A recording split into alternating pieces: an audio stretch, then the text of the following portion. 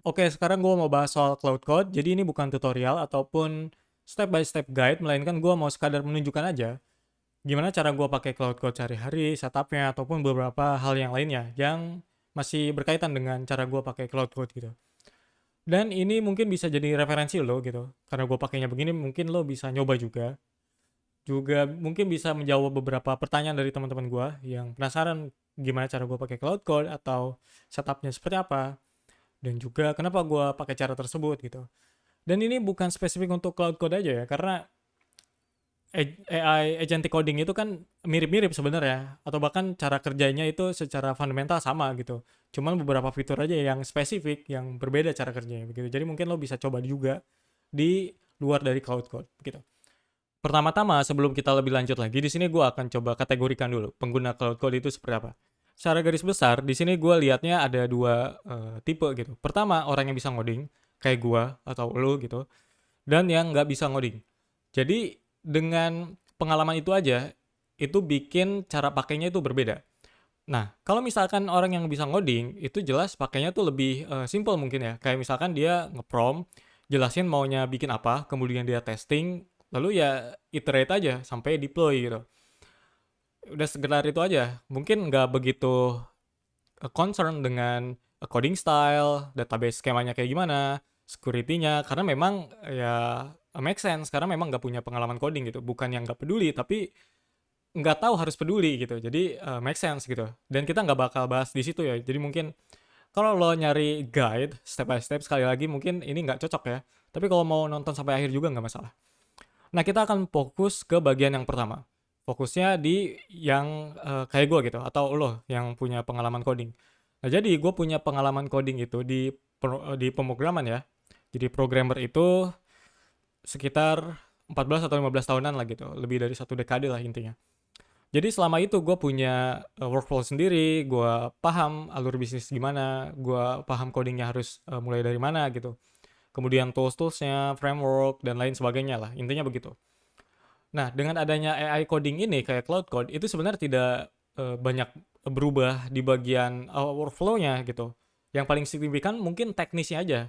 Yang harusnya gue biasanya ngoding manual, ini gue lempar ke Cloud Code, dia yang generate. Itu aja sebenarnya.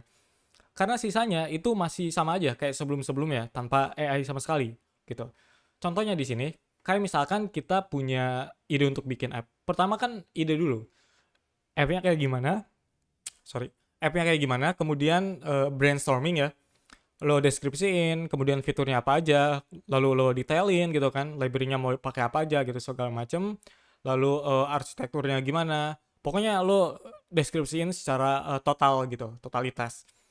Nah, dengan adanya Cloud Code ini, gue melakukan hal sama, cuman gue lempar ke si Cloud Code, kemudian gue diskusiin dengan dia, lalu dia bakal ngasih feedback mana yang sekiranya relevan, mana yang enggak gitu. Nah, kemudian yang enggak relevan dia bakal buang. Nah, yang relevan nanti dia biasanya kasih tahu mana yang harusnya dilakukan dari awal gitu, atau dikasih prioritas ordernya. Nah, baru dikerjain tuh nanti di step-step berikutnya. Pokoknya intinya kita diskusi, dan setelah diskusi baru kita bikin dokumennya. Sama aja sebenarnya. Ketika kita nggak pakai AI, kan kita dokumentasiin juga. Entah kita bikin dokumen simple di Microsoft Word misalkan, atau di Google Docs, atau mungkin kita pakai Trello, atau pakai Jira, atau pakai mekanisme atau metodologi tertentu lah untuk bikin softwarenya gitu. Tapi intinya kita dokumentasiin gitu, secara umum. Nah begitu. Begitu juga dengan Cloud Code. Gua nyuruh dia untuk bikin dokumen-dokumennya, segala macam gitu. Mulai dari dokumen overview-nya, si project ini tentang apa, kemudian fitur-fiturnya apa aja, dan juga nanti trackingnya gimana, kita udah ada di fase berapa, atau mungkin progresnya udah sampai mana, itu juga gue lakuin, atau gue perintah gitu si Cloud Code-nya untuk bikin dokumen-dokumen seperti itu. Begitu. Nah di sini gue punya contoh project. Ini project AI chatbot. Ini adalah project hobi dan juga sekaligus project belajar gua soal AI untuk AI engineering ya. Jadi gua penasaran gitu dan gua coba belajar. Dan ini karena project pribadi gua, jadi ini lebih aman di share di sini ketimbang project kantor gua gitu. Jadi itu kenapa gua share yang ini. Dan di sini bisa dilihat ada project overview. Nah, jadi ketika si cloud code-nya itu udah, atau gua dengan cloud code-nya itu udah sepakat gitu, oke ini idenya, Nah, dia bakal nge-generate beberapa dokumen. Salah satunya adalah project overview. Project overview ini dia cuman secara dangkal aja ngejelasin projectnya, deskripsi, kemudian fiturnya apa aja secara garis besarnya, kemudian soal scope-nya, kemudian nanti framework-nya pakai apa aja, lalu arsitekturnya apa aja segala macam. Pokoknya di sini yang simple. Jadi nggak bener-bener detail gitu. Kalau dilihat-lihat kan cuman beberapa baris aja ya. Jadi begitu, kayak misalkan pakai framework apa kan, kemudian di sini dia punya command apa, si apps-nya segala macam. Jadi intinya gitu. Itu project overview. Kenapa dibikin begini? Kenapa nggak dibikin satu file aja, satu file dokumen, kemudian dia dalamnya itu banyak semuanya. Pertama dari project overview, kemudian ada spesifikasinya, kemudian juga ada skema database, lalu ada fitur-fiturnya secara mendetail begitu, dari A sampai Z. Semuanya ada di situ. Masalahnya kalau filenya itu, atau masalahnya kalau kita bikin seperti itu, semuanya ada di dalam satu file, itu bakal bikin si filenya jadi besar. Nah, file yang besar ini pertama itu bakal lebih susah dibaca oleh kita atau oleh gue. Kalau gue pribadi itu lebih susah. Karena gue harus nge-scan satu-satu gitu. Di mana ini letak? Misalkan gue mau nyari uh, fitur chat atau fitur login ini kayak gimana ya perencanaannya gitu. Gue harus scroll tuh, harus gue cari gitu. Kan ribet. Nah, selain itu juga dokumen tersebut akan dibaca oleh AI. Ketika dibaca oleh AI, ini bakal makan biaya gitu. Walaupun memang prompt input itu, kan itu termasuk ke prompt input ya. Prompt input ini dia bakal lebih murah memang, karena bisa di cache gitu. Tapi tetap aja, dia bakal tetap baca itu, karena besar gitu. Kemudian dia bakal bawa lagi ke model inference-nya gitu lah, secara teknisnya gitu. Jadi dia bakal baca intinya. Kemudian ketika diedit pun bakal lebih susah dan lebih lama. Misalkan, lo mau ngedit si perencanaannya gitu. Entah fitur tertentu lo pengen edit skemanya, pengen edit bagian codingnya atau bagian perencanaannya intinya gitu. Ketika diedit, untuk pengeditan yang simple, model itu biasanya punya tools namanya search and replace. Kalau per kata itu mungkin masih bisa diedit dengan gampang gitu. Tapi misalkan ada satu section yang ada di tengah-tengah misalkan ya, itu model biasanya punya kecenderungan untuk nge-rewrite satu dokumen tersebut. Nah, bayangin sekarang kalau misalkan dokumennya itu banyak ya, penuh gitu. Sorry. Jadi kalau misalkan dokumennya penuh gitu kan, dia bakal lebih lama juga nge-rewrite-nya, kemudian prosesnya ya makan waktu, kemudian ya tentunya lebih mahal karena itu masuknya ke output gitu kan, ke token output segala macam lah kayak gitu. Jadi lebih lebih cost juga, ada costnya. Itu kenapa alasan gue dibikin jadi begini atau bikinnya jadi begini. Pertama project overview, beribet tuh. Jadi bikin project overview dan yang spesifikasi yang lainnya kayak misalkan fitur A, fitur B, fitur C, kayak misalkan fitur chat di sini. Itu ada lagi filenya, yaitu di sini. Nah, ini yang lebih detailnya. Misalkan fitur chat ini scope-nya apa aja? Ada streaming, ada persistence, ada support multi model misalkan. Kemudian dia ngaruh ke credits juga, ada fitur billing. Lalu dia bisa web search juga, ada tools segala macam. Jadi dijelasin di situ. Kemudian juga ada skemanya kayak gimana. Kemudian lagi misalkan ada apa aja kayak parts-nya apa aja di message. Kan message itu dari model ya. Model itu dia punya part thinking biasanya ada, atau reasoning. Ada tool call juga kalau misalkan dia punya web search atau yang lainnya, kayak gitulah. Kemudian nanti di endpoint-nya kayak gimana, kemudian juga di sini ada bagian-bagian yang lain kayak persistence. Nah, satu spek ini sebenarnya dia nggak cuman ngejelasin satu task saja, karena satu fitur biasanya kan terdiri dari beberapa bagian ya. Contohnya fitur chat ini. Chat ini misalkan mau bikin chatnya bisa streaming. Satu task streaming itu aja kan dihitungnya satu task ya, bukan satu fitur gitu. Atau subfitur lah, lo bisa bilang begitu. Pokoknya itu jadi dipecah jadi beberapa task. Kemudian setelah streaming ada lagi misalkan rendering ke UI. Harus ditampilin kan message-nya, tool call-nya, UI yang lainnya. Nah itu task kedua misalkan. Kemudian nanti pengen nih disimpan ke database gitu. Jadi kalau di reload dia bakal ada datanya gitu. Jadi nggak hilang. Itu persistence. Dan itu task yang lain. Begitu juga dengan yang lainnya. Jadi satu spek ini ngejelasin beberapa task.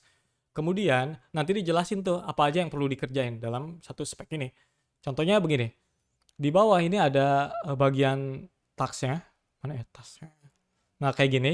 Jadi dia ada ordernya, apa aja yang perlu dibikin pertama kali, kemudian kayak misalkan di sini ada skemanya, bikin skema dulu, lalu bikin service, lalu di sini ada bikin streaming, lalu bikin renderingnya sampai ke task yang terakhir bikin auto title. Misalkan kayak judulnya itu kan biar lebih bagus sesuai dengan konteksnya ya. Dia misalkan ngechat soal filsafat gitu. Ya bikin tuh misalkan judulnya jadi diskusi tentang filsafat gitu. Nah, itu di-generate oleh AI juga. Jadi di sini task-tasknya dipisah menjadi seperti ini gitu. Jadi satu fitur bisa beberapa task. Nah, satu fitur itu juga tidak dikerjakan dalam satu sesi yang sama. Kenapa? Karena kan berat atau karena kan banyak. Contoh ya bikin streaming dari awal sampai akhir aja itu cukup panjang prosesnya sebenarnya gitu dari awal. Pertama lo bikin SSE misalkan pakai server side events, kemudian juga dari klien dia ngehandle-nya gimana, kemudian juga yang lainnya juga kayak misalkan rendering UI-nya gimana, itu juga panjang gitu. Jadi kalau misalkan disatuin dalam satu sesi yang sama, pertama itu akan kecampur konteksnya, kedua itu bakal makin panjang. Nah, sesi yang panjang ini sebenarnya bakal bikin cost-nya lebih mahal karena kan lebih berat. Jadi cara model itu bekerja itu simpel sebenarnya.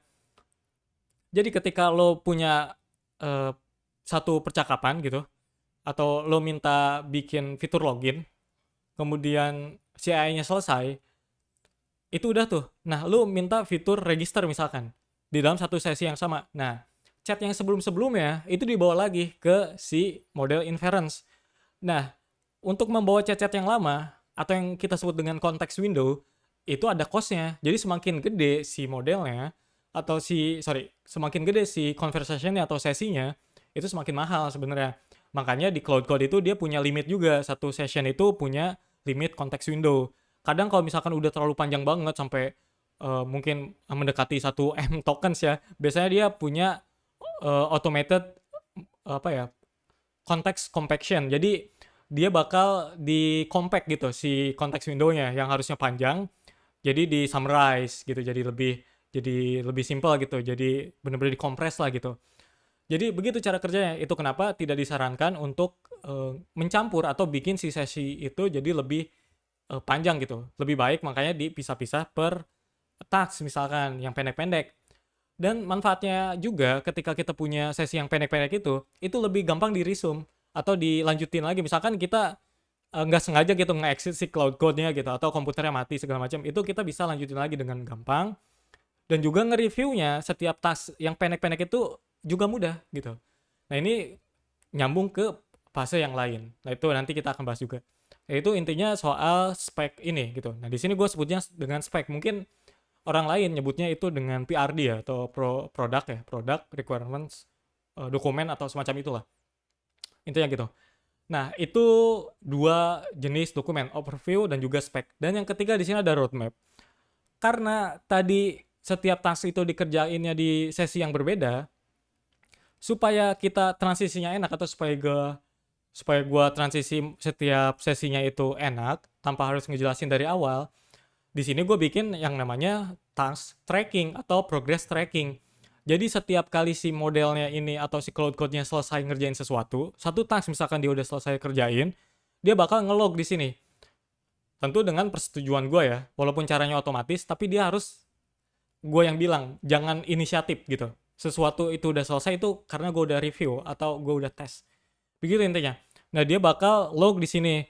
Jadi ada checklistnya, nanti ada catatannya, mungkin kayak misalkan ada sesuatu yang leftover, misalkan yang ini udah selesai tapi sebenarnya masih ada dummy datanya gitu. Nanti tolong ubah gitu. Nanti biar si model berikutnya atau si sesi berikutnya dia tahu, atau si agent berikutnya dia tahu gitu bahwa ada sesuatu yang sebenarnya masih leftover. Nah, jadi begitu. Jadi ketika gua pindah sesi, itu gua tinggal ketika misalkan what's next. Jadi gua nggak perlu lagi kita akan ngerjain search fitur ya. Kita akan ngerjain apalagi login fitur ya. Di sini detailnya bla bla bla gitu. Enggak. Jadi gue tinggal tanya aja apa selanjutnya. Nanti dia bakal ngerjain task berikutnya gitu. Sesuai dengan yang ada di bagian roadmap ini. Begitu. Jadi simpelnya untuk planningnya atau dokumennya itu kayak gini gitu. Jadi menurut gue pertama lebih terdokumentasi dengan baik dan juga lebih mudah progresnya mudah di track gitu dan juga lebih enak di reviewnya nanti. Begitu sih sebenarnya. Nah, setelah Cloud Code ini melakukan implementasi suatu task, itu kan dia ngasilin kode ya, ngasilin result lah gitu. Nah, di sini gue akan melakukan review, testing, juga polish misalkan. Nah, hal-hal kayak gini tuh bisa gue lakukan secara manual atau juga otomatis. Tapi biasanya gue cara manual. Misalkan testing nih, gue bikin fitur login nih misalkan. Nah, di sini gue tes di browser, kemudian nanti dilihat hasilnya udah sesuai atau belum. Itu dulu satu. Karena kalau misalkan gue review dulu kodenya tanpa dites, kan belum tentu juga kodenya jalan kan, sesuai dengan yang gue harapkan gitu. Jadi lebih baik dites dulu. Kalau belum jalan, baru gue iterate lagi. Jangan dulu di review. Nah, setelah udah selesai bagian testingnya, itu baru gue review kodenya. Nah, untuk reviewnya, seringkali gue pakai cara manual, dan kedua juga kadang gue pakai code review dari si Cloud Code-nya. Karena dia bisa lebih baik, karena misalkan dia bisa lihat potential issues atau bugs. Kayak misalkan ada function nih, ternyata bisa munculin masalah di kemudian hari gitu dengan input-input tertentu gitu. Nah, dia biasanya lebih tahu tuh hal-hal kayak gitu. Tapi untuk kayak coding style atau mungkin yang masih kelihatan kasat mata itu masih bisa dilakukan secara manual. Contohnya begini, ketika gue bikin perubahan di sini di satu sesi itu kita bisa lihat di sini perubahannya atau apa aja yang berubah, apa aja yang dia lakukan. Contohnya di sini ada file composer misalkan, oh dia nambahin ini gitu kan, kita bisa lihat oh dia passing ref gitu. Kemudian di sini dia ternyata implementasi kayak gini. Kemudian juga kita lihat juga di sini ada chat composer. Lalu kita review juga gitu. Lalu file yang lainnya gitu. Jadi kita review manual, kemudian kita pakai Sense biasanya atau gue lupa mulu pakai kita ya, padahal ini kan pengalaman gue gitu. Nah, jadi gue biasanya pakai ya Sense aja gitu. Mana yang sekiranya bagus, mendingan atau benar-benar buruk gitu. Kayak misalkan si Cloud Code ini nggak tahu kenapa dia punya kecenderungan untuk nulis komen yang terlalu over gitu. Padahal sesuatu itu udah jelas ngelakuin apa, tapi dia masih sering kali nulis komen yang berlebihan. Nah, di situ biasanya gue iterate lagi, tolong hapus gitu komennya atau rewrite gitu biar lebih jelas lagi ini tuh soal apa gitu. Atau bahkan kalau misalkan nggak perlu ya udah nggak usah ditulis gitu. Dan juga hal-hal semacam itu. Jadi di sini gue review manual dan setelah itu juga kalau misalkan gue ngerasa bahwa oh kode ini terlalu kompleks nih. Nah, kode yang kompleks ini biasanya munculin bisa berpotensi bugs yang kita nggak ketahui kan atau yang kita nggak tahu lah gitu. Maka dari itu gue biasanya pakai fitur code reviewnya dari si Cloud Code kayak gini. Jadi belibet gue. Nah, jadi kayak begini. Nanti dia bakal nge-review current div yang ini. Nanti dia bakal nge-review, kemudian ya dia bakal ngasih tahu potensinya. Biasanya setahu gue itu responnya entah kenapa JSON gitu. Tapi paling nggak kita bisa tahu gitu apa aja yang perlu diperbaiki atau apa aja yang sebenarnya udah bagus. Jadi begitu untuk bagian post execution-nya gitu. Jadi ketika simpelnya jadi ketika si Cloud Code itu udah selesai ngerjain, di situ gua ngelakuin testing, kemudian review, kemudian juga polish. Nah, bagian polish ini biasanya ngelakuinnya secara manual tanpa si Cloud Code. Kenapa? Karena biasanya kan simple ya. Kayak misalkan UI gitu. Padding dari 20 ke 14 ya kita edit aja secara manual gitu. Ngapain kita nyuruh, Cloud Code tolong dong ganti padding ini jadi agak kecil, kan itu polish gitu, harus lebih spesifik gitu. Dan itu biasanya pakai sense gua sebagai desainer gitu. Jadi hal-hal semacam itu biasanya gue lakukan secara manual, kecuali memang masih banyak task yang masih kurang gitu. Jadi gue kadang feedback lagi dan kasih tahu beberapa hal yang masih kurang kayak gitu sebenarnya. Dan pertanyaannya kenapa testingnya itu dilakukan secara manual? Karena kalau menurut gue, apalagi di web app ya, kalau bagian-bagian kayak back end mungkin kayak service itu bisa dilakukan secara otomatis. Tapi untuk bagian UI, pertama si Cloud Code itu dia punya kecenderungan untuk nge-spin up Playwright atau headless browser. Nanti dia tes manual tuh. Caranya dia nge-spin up headless browser, dia akses page-nya, kemudian dia bakal nge-screenshot gambarnya itu, nanti dia lempar ke agennya balik. Nah, nanti di situ dia bakal ngelakuin judgment atau penghakiman lah gitu. Ini bagus atau enggak. Nah, masalahnya desain itu kan harusnya kita yang ngejudge gitu. Ini bagus atau enggak, bukan model. Nah, itu enggak perlu. Selain itu juga mahal. Testing pakai browser itu mahal karena harus nge-screenshot dan juga ngelempar balik tuh responnya. Kadang juga dia bener-bener muter-muter aja ngeloop gitu karena mungkin halusinasi atau hal yang lainnya gitu. Hal ini sering terjadi ketika kita ngetes secara otomatis pakai browser kayak Hellos browser kayak gitu. Itu kenapa gue lebih suka ngetesnya secara manual. Kecuali yang otomatis kayak misalkan service atau mungkin function atau unit test lah gitu secara umum atau juga integration test gitu. Nah, di situ lebih baik di tesnya itu pakai cara-cara yang biasa kita pakai gitu kayak TDD. Kita bikin unit test, pakai integration test gitu. Kemudian dia baru jalanin perintah gitu alih-alih tesnya secara otomatis gitu. Contohnya kayak gini, tes. Nah, di sini ada beberapa function, misalkan nanti dia bikin tesnya begini, kemudian baru jalanin perintah tesnya, kayak misalkan ban test atau npm test segala macam gitu, karena memang udah ditulis script untuk tesnya kayak gitu. Kemudian yang lain juga ada kayak begini modelnya atau contohnya ya, kayak begitulah jadi contohnya. Alih-alih pakai tes otomatis, untuk hal-hal yang sebenarnya masih bisa manual, itu gue pakai manual gitu. Karena balik lagi itu cukup mahal kalau menurut gue dan seringkali ya judgementnya jelek gitu. Kayak misalkan si code ini kan dia gak tahu gitu, maksudnya desain yang gue mau itu kayak gimana. Sementara dia screenshot kemudian dia judgement sendiri, itu kan gak fair gitu. Karena gue yang tahu desain yang harusnya itu kayak gimana gitu. Jadi itu nggak perlu. Itu kenapa gue pakai cara manual. Oke, jadi sebenarnya kalau dirangkum, itu cara gue pakai Cloud Code atau agentic coding secara umum, itu simpel aja. Pertama ya untuk ide gue brainstorming, kemudian kedua gue akan melakukan planning, lalu planningnya itu gue bikin jadi beberapa dokumen terpisah, ada overview, untuk pratinjau si dokumen ini secara garis besarnya kayak gimana. Kedua ini spek untuk masing-masing fitur secara deskriptif, secara detail gitu. Ketiga ada dokumen untuk tracking yaitu adalah roadmap. Di sini gunanya untuk nge-track setiap sesi, setiap task itu udah sampai mana. Jadi ketika kita switch session gitu di sesi yang baru itu akan lebih mudah lagi ngelanjutinnya. Gitu aja.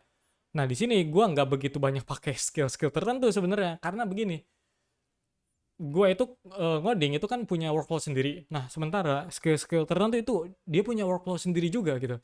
Gue pernah pakai beberapa skill tertentu gitu. Contohnya yang terakhir itu gue pakai superpowers. Sebenarnya secara garis besarnya itu bagus. Dia punya workflow yang mirip gitu. Tapi cara kerjanya itu nggak sesuai dengan yang gue inginkan gitu.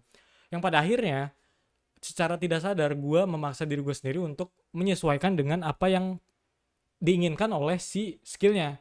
Nah ini kan kebalik, harusnya skillnya sesuai dengan apa yang gue mau. Ini malah gue ngelakuin apa yang dia mau. Ini kan jadinya beribet gitu kan, jadi susah. Makanya gue udah nggak pakai hal begituan dan juga lagi pula pengalaman gue tidak begitu ngaruh secara signifikan skill-skill tertentu gitu. Jadi itu kenapa gue sangat jarang gitu untuk menggunakannya gitu. Kecuali memang gua perlu kayak contohnya skill untuk uh, service tertentu kayak Cloudflare. Dia kan punya banyak service ya, kemudian punya banyak layanan lah gitu. Service dan layanan sama ya. Ya punya banyak hal lah gitu yang perlu yang bisa digunakan gitu kayak R2 atau mungkin AI worker segala macam gitu. Nah, dia punya skillnya tuh. Nah, itu bermanfaat tuh buat workflow gue karena nanti si agentnya juga tahu kan, si Cloud Code juga jadi tahu gitu apa yang perlu dilakukan, apa aja yang dimiliki oleh Cloudflare. Kemudian selain itu juga plugin-plugin yang tertentu gitu, kayak misalkan plugin untuk GitLab, plugin untuk GitHub, itu baru gue pakai. Kenapa? Karena memang itu gue perlu gitu supaya bikin PR-nya gampang, otomatis, untuk bikin issue-nya juga gampang gitu. Juga beberapa hal-hal lain yang sebenarnya lebih cepat untuk dilakukan secara otomatis. Jadi di sini justru skill itu digunakan oleh gua atau gua menggunakan skill itu karena memang itu nge-improve gitu. Atau memang benar-benar bikin gua kerjanya lebih cepat gitu. Jadi nggak arbitrary gitu. Jadi nggak secara serampangan gua pakai skill ini, comot sini gitu. Kemudian gua gabungin ya nggak begitu juga karena memang pertama ketika kita nambahin skill itu kan nambahin prompt ya, nambahin instruksi ke si sessionnya gitu, ke si cloud code-nya secara spesifik. Ya itu buang-buang ini juga sebenarnya, buang-buang token segala macam gitu. Kadang-kala kita juga nggak pakai toh gitu, ngapain gitu kan. Kadang-kadang begitu. Jadi gue coba bikin ini secara minimal dan juga berusaha bikin ini sesuai dengan apa yang gue pengen dan bagaimana gue bekerja selama ini gitu. Jadi kalau boleh disingkat, cara gue pakai cloud code itu ya menyesuaikan dengan apa yang gue pernah lakukan atau yang gue udah lakuin lah selama gue ngoding gitu. Jadi dia sebagai asisten alih-alih sebagai pengganti gue gitu jadinya. Oke, jadi gitu aja video soal gimana gua pakai Cloud Code. Jadi ya mungkin lo punya ekspektasi gitu gua pakai skill ABCD atau pakai plugin ABCD, ya enggak. Gua pakai yang gua butuhin dan gua juga tahu gitu itu untuk apa gitu. Jadi enggak secara serampangan dan justru itu yang bikin gua nyaman dan sesuai dengan apa yang gua udah lakuin selama ini gitu. Selama gua menjadi programmer lah gitu.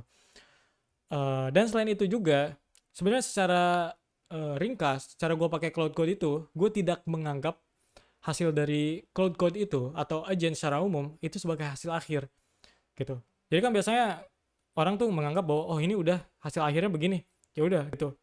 Ini nggak usah diedit-edit lagi. Justru enggak. Hasil dari generate cloud code ini gue anggap sebagai starting point. Jadi justru itu awal mulai kerja gue di situ setelah si agentnya nge-generate dan gue review, gue testing, gue lakukan hal-hal yang lain gitu.